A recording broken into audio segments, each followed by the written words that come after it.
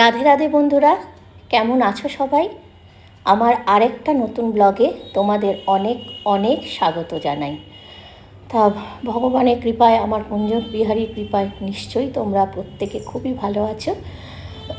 আর কুঞ্জ বিহারীর কাছে প্রার্থনা করি তোমরা ভালো থাকো।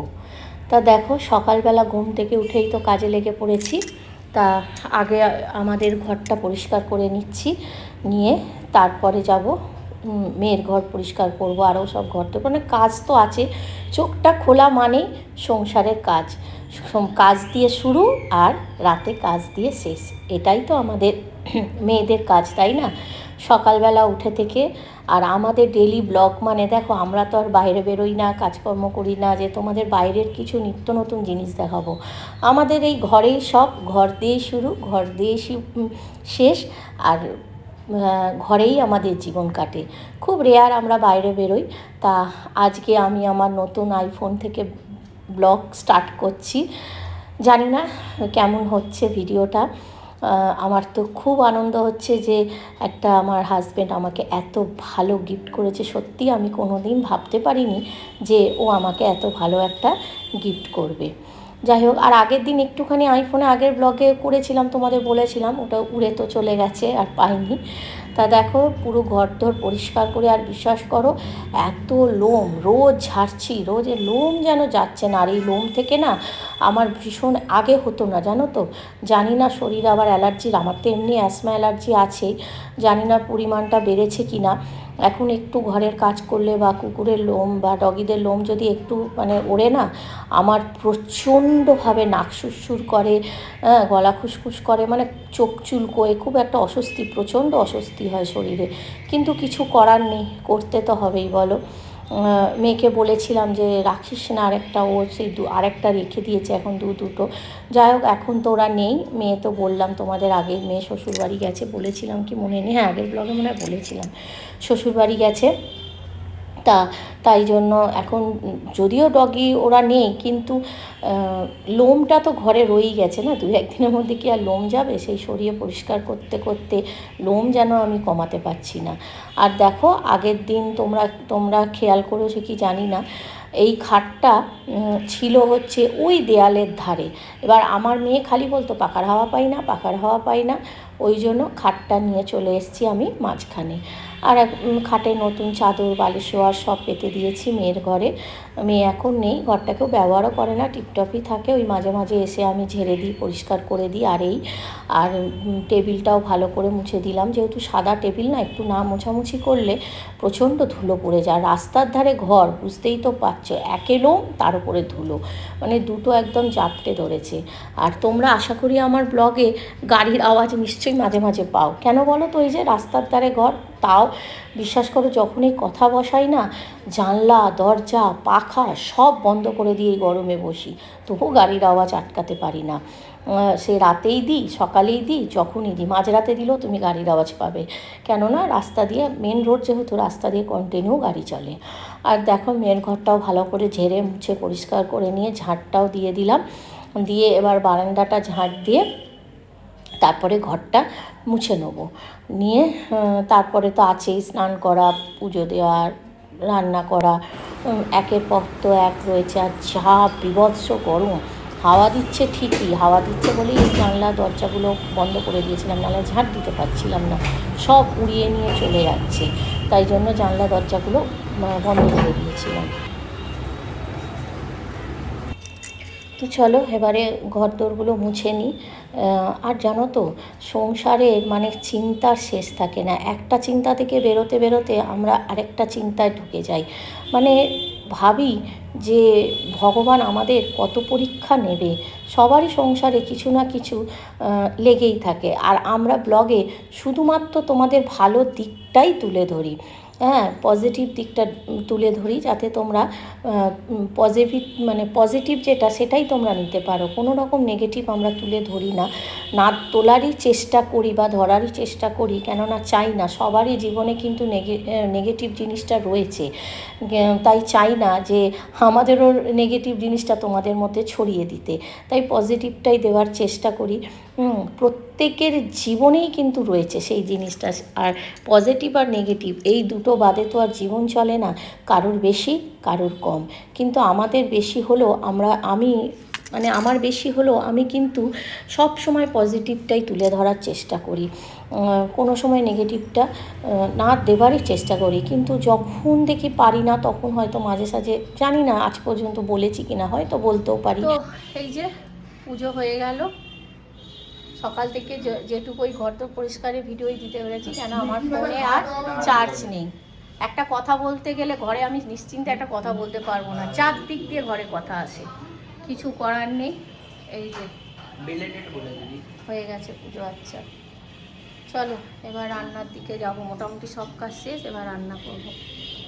দেখো মাংসটা ম্যারিনেট করে গেছিলাম, পাশে কাজ হচ্ছে, আওয়াজ দেখেছো, ম্যারিনেট করে গেছিলাম।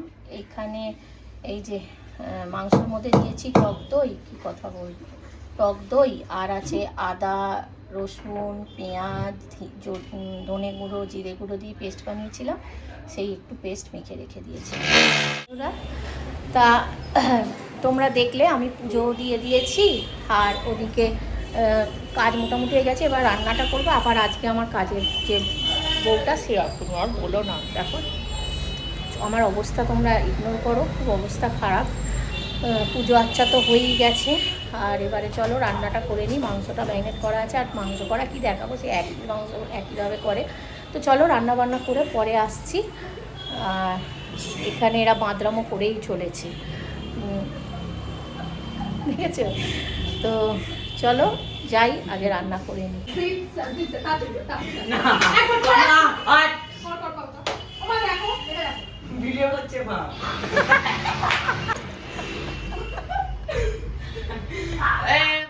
এই যে আসার সময় মাছ নিয়ে এসছে, চেম্বারে গেছিলো, চেম্বার থেকে ফেরার সময় কী কিনেছে দেখো, এখানে ইলিশ মাছ, ঠিক আছে, এই যে ইলিশ মাছ, এখানে পোনা মাছ, কাতলা মাছ, আর এখানে হচ্ছে শঙ্কর মাছ।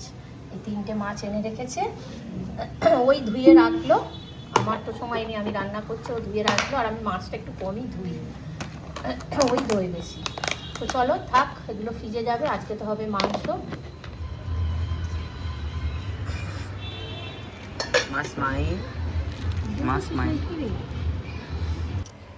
এদিকে দেখো আমি বাসন মাজছিলাম, কখন পেছন থেকে আমার ছেলে ভিডিও করছিল। পরে আমি ওকে বলছি তুই ভিডিও করছিস আমাকে বলবি তো।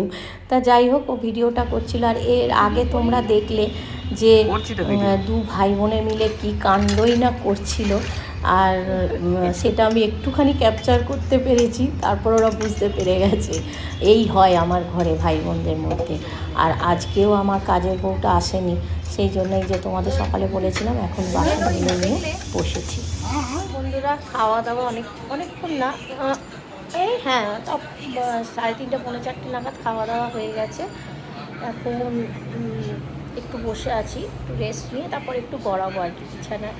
তারপরে যাব হচ্ছে মেয়ের শ্বশুরবাড়ি, মানে বেআইন আজকে চায়ের নেমন্তন্ন দিয়েছে, তাই চা পার্টিতে যাব বিকেলে। আর এখন এই যে একটু রেস্ট নিয়ে নিই, আলো নিয়ে একদম একটু রেস্ট নিয়ে তারপরে যাব। আর আজকের ভিডিওটা কিন্তু আমার আইফোন থেকে ফার্স্ট ভিডিও করছি, এই তোমাদের কাছে যে ফার্স্ট ব্লগ যাবে সেটা আমার আইফোন থেকে যাবে, দেখা যাক কেমন হয়। তো চলো, আর রান্না বলতে শুধু মাংস করেছি আর করেছি হচ্ছে চাটনি, এই দুটোই রান্না করেছি, আর কিছু করিনি। তো চলো একটু রেস্ট নিই, তারপর আবার বিকেলে যখন ওখানে যাব তখন তোমাদের সঙ্গে কথা। চলে এসেছি আমার বেআইনের বাড়িতে, আর এখানে তো মেয়েরা আছে এখন। এসে আমরা এনেছিলাম বেশ বড় বড় ওই এগ আর মটন, এগ মটন ডেভিল, হ্যাঁ এনেছিলাম। তা এইরকম বড় বড় একটা ছিল, খাওয়া হয়ে গেছে, তোমাদের সঙ্গে শেয়ার করবো ভুলে গেছি,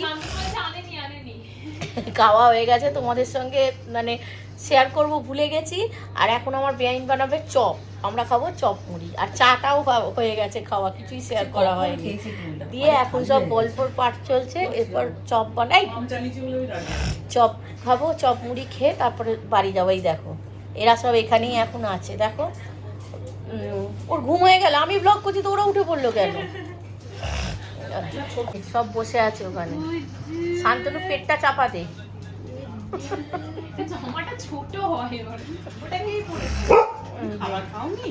ওইটা আমাদের সঙ্গে এসছে ঘুরতে। ও আজ 2 দিন ধরে খাচ্ছে না কিছু কুডু। হ্যাঁ, ওরা চলে এসছে বলে 2 দিন ধরে কিছু খাচ্ছে না, ওই জন্য নিয়ে এসছে ওদের সঙ্গে দেখা করাতে।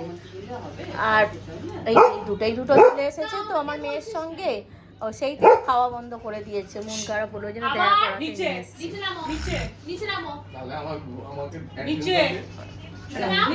তুমি ওকে নামাও না, ওই জন্য নতুন করছে তো, সে নতুন আমার বাড়িতে, ও নতুন, বাবা নতুন আমাদের দুটো বাড়ি মিলে আমাদের বাড়িটা হচ্ছে চিড়িয়াখানা। বাইরে আরেকজন আছে, তোমাদের আমি দেখাবো, দাঁড়াও। ঈগল আছে, ঈগল পাখি, ঈগল পাখি আছে, ঈগল পাখি আছে, তোমাদের দেখাবো। এই যে চলো বন্ধুরা, কালকে রাত্রি ওখান থেকে ফিরেছি, তোমাদের সঙ্গে আর ব্লগ করবো আর হয়নি, কেননা কালকে ওখান থেকে ফিরেছি রাতে, ওই চপ করে ভেজেছিল, মুড়ি দিয়ে চপ খেয়ে সব চলে এসেছি, ঠিক আছে, মুড়ি আর চপ ওই জন্য রাত্রে খেয়ে নিচ্ছি, আর রাত্রে কিছু খেতে পারিনি, সবাই শুয়ে পড়েছি। তারপর রাতে তো খেলা হচ্ছিল ওয়ার্ল্ড কাপ, সেই সারা রাত ওই দেখেছি, 3:30 4টে অবধি, তারপর ঘুমিয়েছি, ওই জন্য আজকে উঠতে অনেকটাই বেলা হয়ে গেছে। তা আর ভাবলাম যে চলো কালকে ব্লগটা তো শেষ করা হয়নি, আজকে ব্লগটা শেষ করে দিই। আর যাই হোক, তোমাদের যদি ব্লগটা একটু ভালো লেগে থাকে তোমরা অবশ্যই কী করবে, হ্যাঁ, ছোট্ট করে একটা লাইক, কমেন্ট অ্যান্ড শেয়ার, আর প্লিজ সাবস্ক্রাইব করে আমার পাশে দেখো, আমাকে মোটিভেট করো। তোমাদের একটা লাইক, একটা কমেন্ট আমাকে অনেকটা মোটিভেট করে। আর এই প্রথম আমার আইফোনে শ্যুট করা, জানি না করতে পেরেছি না পেরেছি বা কেমন হয়েছে তাও জানি না, তবে হ্যাঁ, যে ফোনেই হোক তোমরা ভালোবাসা দিলে আমি ঠিক একদিন না একদিন কিছু না কিছু করতে পারবো।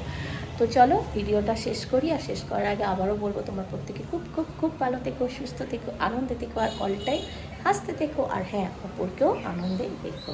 তো চলো ভিডিওটা শেষ করি, আবার এখান থেকে ভিডিও আমি স্টার্ট করব, চলো।